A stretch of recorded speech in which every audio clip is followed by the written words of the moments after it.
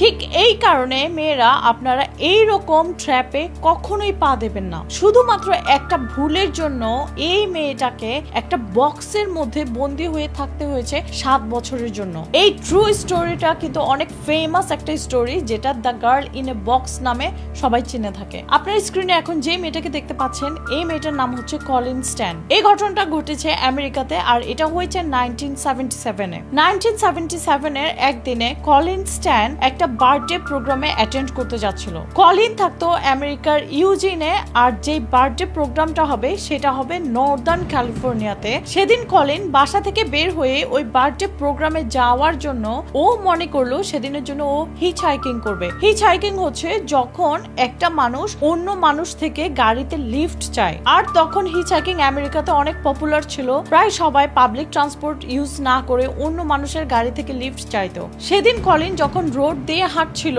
তখন দেখে ওর পাশ দিয়ে একটা ব্লু ভ্যান যাচ্ছে, আর একটা পর্যায়ে ব্লু ভ্যানটা থেমে যায়, কারণ ব্লু ভ্যানের মানুষটাও দেখেছিল যে একটা মেয়ে রোড দিয়ে হাঁটছে, মানে তার কোনো হেল্প লাগবে নাকি, কারণ এটা সেই সময়ের জন্য নর্মাল ছিল। যখন ব্লু ভ্যানটা কলিনের পাশে থেমেছে, ও প্রথমে একটু ওদের দিকে তাকিয়ে সিচুয়েশন অ্যানালাইজ করছিল। ও দেখে ওই ভ্যানটা ড্রাইভ করছিল একটা লোক, যার পাশে একটা মহিলা বসা ছিল। তখন সে বুঝে নিয়েছে এই মহিলাটা হচ্ছে এই লোকটার ওয়াইফ, আর তাদের পিছনে তাদের চাইল্ডও ছিল। তো তখন কলিনের মাথায় যে জিনিস এসছে যে এটা তো একটা ফ্যামিলি, তাহলে আমি এদের থেকে লিফট চাইতেই পারি। কিন্তু ওই সময় কলিনের আইডিয়াই ছিল না যে সে কত বড় একটা ট্র্যাপে পা দিতে যাচ্ছে। ওই ব্লু ভ্যানটা ওই সময় যে ড্রাইভ করছিল ওই ছেলেটার নাম ছিল ক্যামেরন হুকার, যার বয়স ছিল 23, আর তার পাশে যে মেয়েটা বসেছিল সে হচ্ছে তার ওয়াইফ, আর তার নাম হচ্ছে জ্যানিস হুকার, যার বয়স ছিল তখন মাত্র 19। ক্যামেরন আর জ্যানিস যখন ওদের বাসা থেকে বের হয়েছে, ওরা ওই প্ল্যান নিয়েই বের হয়েছে যে কোনো ইয়াং মেয়ে হিচহাইকার যাকে ওরা ট্র্যাপে ফেলবে, ট্র্যাপে ফেলে ওরা কিডন্যাপ করে নিয়ে যাবে। ক্যামেরন আসলে একটা সিক মেন্টালিটির মানুষ ছিল, যার অনেক ডার্ক ফ্যান্টাসি ছিল, আর সে তার ওয়াইফকে ইউজ করত অন্য মানুষকে ট্র্যাপে ফেলার জন্য, যেন অন্য মেয়েরা তাদেরকে ফ্যামিলি হিসেবে দেখে ইজিলি তার ট্র্যাপে পা দেয়। ক্যামেরন যে সময়ে কলিনকে দেখেছিল তখনই বুঝে গিয়েছে এ হবে আমার পারফেক্ট ভিকটিম। ক্যামেরন কলিনকে লিফট দিতে রাজি হয়। তারপর একটা পর্যায়ে কলিন যখন ক্যামেরনের গাড়িতে উঠে, ক্যামেরন ওর গাড়িটা চালিয়ে নিয়ে যায় এমন একটা জায়গায় যেখানে কোনো মানুষও নেই। একটা পর্যায়ে ক্যামেরন ওর গাড়ি থেকে নেমে কলিন যেখানে বসেছিল সেখানে গিয়ে ও কলিনের গলার মধ্যে একটা ছুরি ধরে, আর কলিনকে বাধ্য করে ওর মাথা একটা বক্সের মধ্যে ঢুকানোর জন্য, যে বক্সটা ছিল স্কোয়ার শেপের। আর কলিন ওর এই বক্সকে ডাকতো হেড বক্স, যেটা স্পেশালি ও বানিয়েছে ওর ভিকটিমদের জন্য। এই বক্সের পারপাস ছিল ও যখন কোনো ভিকটিমের মাথা এখানে ঢুকাবে, যখন ওরা কোনো সাউন্ড করলে এটা বাহিরের মানুষ না শুনে, আর কলিনরা কোথায় নিয়ে যায় ভিকটিমকে সেটাও যেন ভিকটিম কোনো রকমের আইডিয়াই না করতে পারে। এরপর ক্যামেরন আর ওর ওয়াইফ কলিনকে ড্রাইভ করে ওদের ঘরে নিয়ে যায়, যে ঘরে ওরা থাকে। ওদের ঘরের একটা বেসমেন্ট ছিল, সেখানে ওরা কিছুদিনের জন্য কলিনকে রেখেছিল। এরপর ক্যামেরন আরেকটা বক্স রেডি করে। ওই বক্সটা ছিল একটা হিউম্যান সাইজের বক্স, যে ইজিলি কোনো মানুষকে ওই বক্সের মধ্যে বন্দি করে রাখা যায়। আর এই বক্সটা ক্যামেরন রেখেছিল ওদের বেডের নিচে। কিছুদিন পর থেকে ক্যামেরন কলিনকে অ্যাসল্ট করা স্টার্ট করেছিল, আর ক্যামেরন কলিনের ব্রেন ওয়াশ করত। সেটা হচ্ছে যে ওরা কাল্টের মেম্বার এটা বলে ও কলিনের থেকে একটা কন্ট্রাক্ট সাইন করেছিল, যেটা হচ্ছে এখন থেকে ক্যামেরন হচ্ছে কলিনের স্লেভ, মানে আমরা যেটাকে বাংলায় বলি কৃতদাস। তার মানে এখন থেকে ক্যামেরন যা বলবে কলিনকে সেটাই করতে হবে। কলিনকে বন্দি করার কিছুদিন পর ক্যামেরনরা ওদের ওই ঘরও মুভ করেছিল, আর যখন গিয়েছিল তখন কলিনকে ওই সেম বক্সে বন্দি করে নিয়ে গিয়েছিল। কলিনকে ওরা প্রায় 24 আওয়ার্স এর মধ্যে 23 আওয়ার্স এর জন্য ওই বক্সের মধ্যে বন্দি করে রাখতো। ক্যামেরন যখন বুঝেছিল যে কলিন এখন টোটালি ব্রেন ওয়াশড, ক্যামেরন যা বলছে কলিন তাই বিশ্বাস করছে। এই পর্যায়ে ক্যামেরন অ্যালাউ করেছিল কলিনকে বক্স থেকে বের হতে, আর যে কয়েক ঘন্টার জন্য ও বক্সের বাইরে থাকতো ওই সময় ও ক্যামেরন আর জেনিসের যে চিলড্রেন ছিল ওদেরকে বেবি সিট করতো।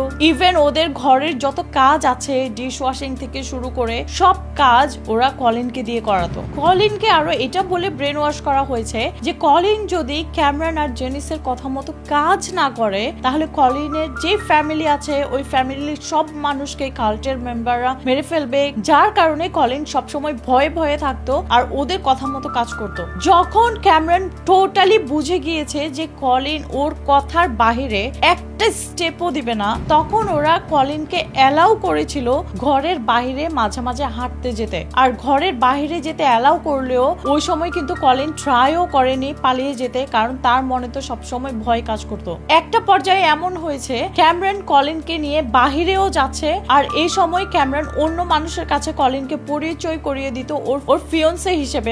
ইভেন সবচেয়ে আশ্চর্যজনক জিনিস হচ্ছে কয়েক বছর পর ক্যামেরন কলিনকে ওর ফ্যামিলির সাথে কথা বলতেও দিত, আর কলিন কিন্তু ওর ফ্যামিলিকে কোনো কিছু বলতো না। আর ক্যামেরন আর কলিন মাঝে মাঝে কলিনের ফ্যামিলির মেম্বারদের দেখতে যেত, আর যে সময় দেখতে যেত ওরা জানতো এই লোকটা হচ্ছে কলিনের বয়ফ্রেন্ড। যে সময় ক্যামেরন আর কলিনের ফ্যামিলি মেম্বারদেরকে দেখতে গিয়েছিল তখন ওই সময় ওদের একটা ফটো তোলা হয়েছিল, যে ফটোটা তুলেছে কলিনের আপন বোন, আর তারা জানতো যে ক্যামেরন হচ্ছে কলিনের বয়ফ্রেন্ড। ওর উপর যে টর্চার হচ্ছে, যে অ্যাসাল্ট গুলো করা হচ্ছে, ওর সাথে যে স্লেভের মতো বিহেভিয়ার করা হচ্ছে, এগুলো তারা কিছুই জানতো না।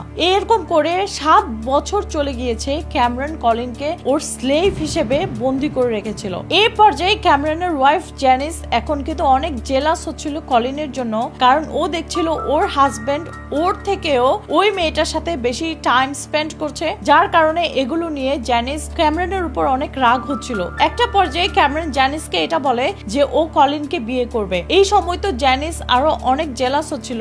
একটা পর্যায়ে ও কলিনের কাছে গিয়ে বলেছিল যে আমার হাজবেন্ড যেই কথাগুলো তোমাকে বলেছে এই সব কিছু হচ্ছে মিথ্যা কথা, আমরা কোনো কাল্টের মেম্বার না, ও জাস্ট তোমাকে ব্রেন ওয়াশ করে রেখেছে। ক্যামেরন কিন্তু কলিনকে এটাও বুঝিয়েছিল যে 24 আওয়ার্স এর জন্য ওকে সিসিটিভি দিয়ে অন্য মানুষরা দেখছে, কাল্টের মানুষরা দেখছে, তাই কলিন সব সময় ওর কথা শুনতে হবে। তোমাকে যে বলেছে 24 আওয়ার্স এর জন্য সিসিটিভি দিয়ে দেখছে, এগুলো সব মিথ্যা কথা। এটা বলার পর কলিন রিয়েলাইজ করে তাহলে 7 বছরের জন্য আমি জাস্ট এখানে এমনি এমনি বন্দী হয়েছিলাম, আমি যে কোনো সময় এখান থেকে চলে যেতে পারতাম। এটা যখন কলিন রিয়েলাইজ করেছিল সেদিনই কলিন জাস্ট লাইক দ্যাট ওখান থেকে হেঁটে চলে গিয়েছিল ওর নিজের ঘরে। যেদিন কলিন ওর বাসায় চলে গিয়েছে, ক্যামেরন সেদিন বাহিরে ছিল, ও বাহির থেকে আসার পর যখন দেখলো ওর ওয়াইফ জেনিস কলিনকে এভাবে ছেড়ে দিয়েছে, কলিনের সব ভুল ভাঙিয়ে দিয়েছে, তখন ক্যামেরন অনেক রাগ হয়েছিল। ওদিকে কলিন ওর ঘরে ফিরে গিয়ে ওর ফ্যামিলি মেম্বার্স এর কাছে ফিরে গিয়ে সবকিছু বলেছিল। ওরা তো শুনে অবাক হয়ে গিয়েছে, সাথে সাথে ওরা পুলিশকে ইনফর্ম করে। পুলিশ এসে ক্যামেরন আর জেনিসকে অ্যারেস্ট করে, আর এই কেসটা তখন ট্রায়ালেও যায়। কেসটা ট্রায়ালে গেলে কলিনের সাথে ক্যামেরন যা যা করেছে এই সব কিছুর জন্য ওর 104 ইয়ার্স এর জন্য প্রিজন হয়, কিন্তু ওর ওয়াইফ জেনিসের কোনো পানিশমেন্ট হয়নি, কারণ জেনিস টেকনিক্যালি কলিনের উপর কোনো টর্চার করেনি, বরং জেনিসকেও জুরি আর জাজ ওভাবে দেখেছে যে জেনিসও একটা ভিকটিম ওর হাজবেন্ডের। কলিনও জেনিসকে বাধ্য করতো অন্য মেয়েদেরকে ট্র্যাপে ফেলার জন্য। তো এটাই ছিল আমার আজকের গল্প। আমরা বাহির থেকে যখন কোনো একটা ফ্যামিলিকে দেখি, যখন মনে করি ফ্যামিলির মধ্যে হাজবেন্ড আছে, ওয়াইফ আছে, ওদের ছেলে মেয়ে আছে, মেবি এটা একটা আইডিয়াল ফ্যামিলি, তো আমরা এদেরকে বিশ্বাস করতে পারি। আর কলিন সেখানেই ভুল করেছে। তাই মেয়েরা আপনারা বাহির থেকে কোনো মানুষকে দেখে সহজে বিশ্বাস করে ফেলবেন না, তাদের ভিতরের রূপটা অন্যরকম হতে পারে। তাই আপনারা যখন কারো কাছে হেল্প চান অবশ্যই ভেবে চিনতে চাইবেন। তো আমার ভিডিওটা ভালো লাগলে অন্য মানুষকে, অন্য মেয়েদেরকে সতর্ক করতে হলে অবশ্যই শেয়ার করবেন। আমার পেজে নতুন হলে পেজটা লাইক এন্ড ফলো করবেন। আমার একটা ইউটিউব চ্যানেল আছে যার নাম হচ্ছে শবনম ব্লগস, আপনারা আমাকে ইনস্টাগ্রাম এন্ড টিকটকেও পেয়ে যাবেন শবনম ব্লগস নামে সার্চ করে।